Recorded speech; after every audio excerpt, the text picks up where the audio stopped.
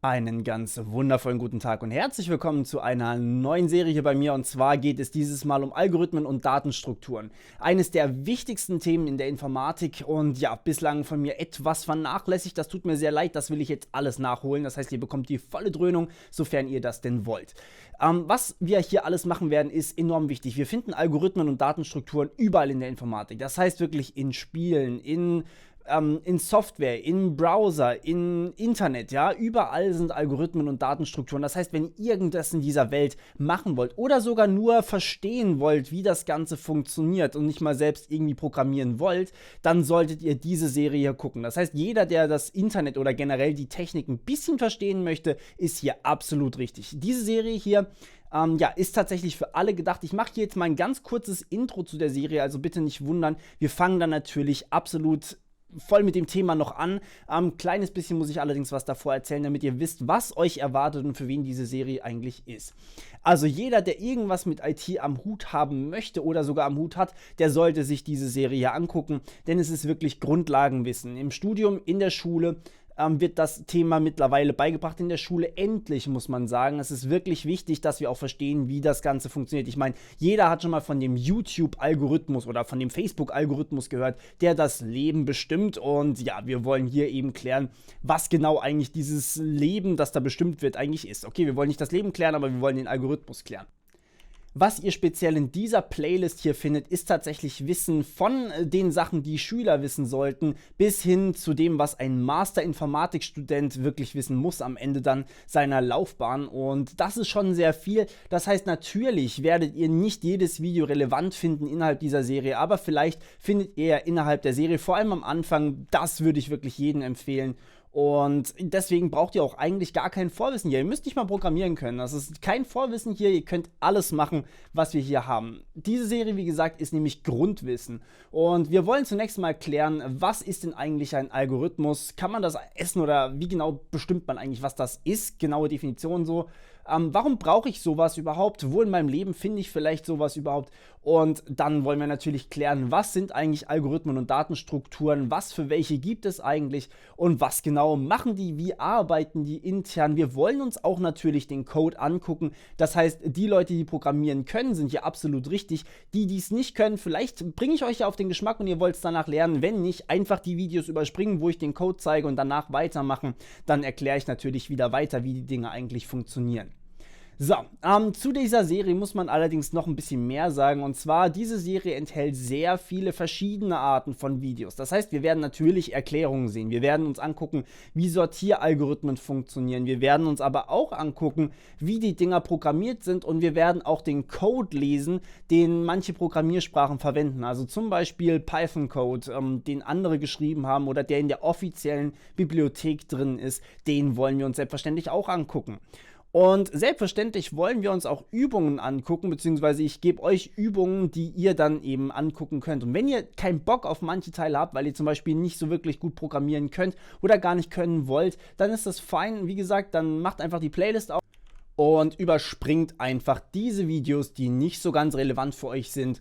Wie gesagt, ihr müsst nicht programmieren können, aber ihr solltet natürlich auf jeden Fall Spaß an der Serie haben. Und wenn ihr vielleicht eine andere Sprache sprecht, dann müsst ihr euch natürlich die Videos auch nicht geben. Sehr logisch. Okay, so, jetzt wollen wir anfangen. Es tut mir sehr leid, dass das jetzt 4 Minuten Intro waren. Wie gesagt, die Serie wird lang, deswegen ein bisschen Erklärung muss ich bringen, sonst wundern sich die Leute wieder, was ich hier eigentlich genau mache. Und es ist nicht ganz klar, was euch erwartet. Wir wollen aber in diesem Video noch klären, was ist eigentlich ein Algorithmus? Und das ist eigentlich gar nicht so schwer, ne?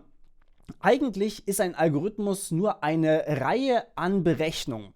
Das heißt, wir haben eine Berechnung 1 und nach dieser Berechnung 1 folgt eine zweite Berechnung. Das heißt, erst die Nummer 1 berechnen, was auch immer das ist. Ja, ihr könnt da irgendwelche mathematischen Operationen drin haben. Ihr könnt zum Beispiel berechnen, dieser, I don't know, YouTuber hat 95.000 Abonnenten und wenn er 95.000 Abonnenten hat, dann passiert jetzt Berechnung 2.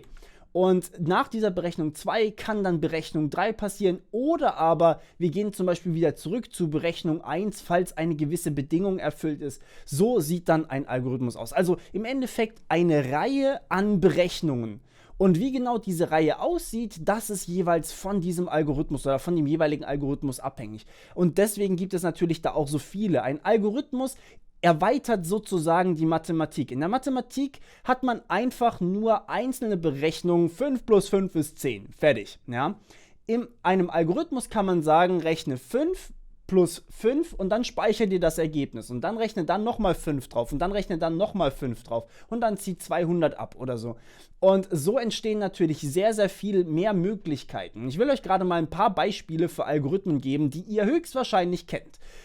Das Beispiel aus der Informatik, das eigentlich jeder kennt, sind natürlich Sortieralgorithmen, die wir hier auch behandeln wollen, weil die einfach super Beispiele zum Lernen abgeben. Die sind einfach grandios, wenn man hier sich lernen oder generell, wenn man sich mit dem Thema Algorithmen auseinandersetzt. Was ihr aber wahrscheinlich auch kennt, sind YouTube-Empfehlungen. YouTube-Empfehlungen sind hart auf den Algorithmus gestützt und die verändern sich immer ein bisschen, je nachdem, wie der Algorithmus gerade aufgebaut ist. Das ist sehr, sehr interessant auch zu beobachten, gerade für mich als Informatiker, was da eigentlich immer so passiert. Selbstverständlich ist auch die Google-Suche ein Algorithmus. Google muss nämlich jede Website im Internet sich erstmal angucken und dann überlegen, okay, welches Schlüsselwort, nach dem ihr da gerade sucht, passt zu welcher Website am besten und wo gefällt es euch am besten, also wo klickt ihr am wahrscheinlichsten drauf.